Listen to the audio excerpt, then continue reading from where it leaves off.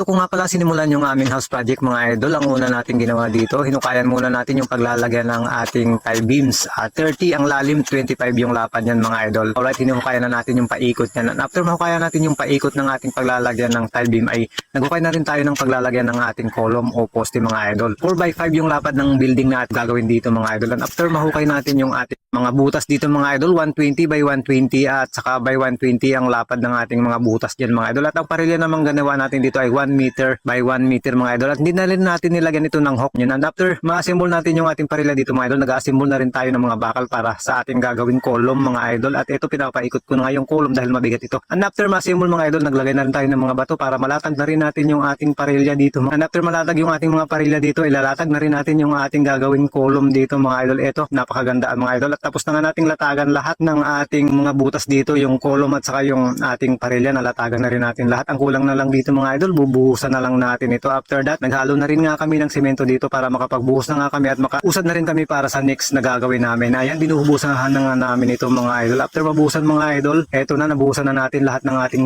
pundasyon dito. And after mabuhusan nga, naglagay kami ng forma dito na 45 cm ang taas. Ang purpose niyan mga idol ay para maiangat yung ating poste sa lupa at para hindi tayo mahirapan magtrabaho at para makatipid na rin tayo sa ating mga forma mga idol tulad ng plywood at kukulamber. At pinagyan na nga natin ng hollow blocks, pinaka-base niya para hindi gumalaw. After that mga idol,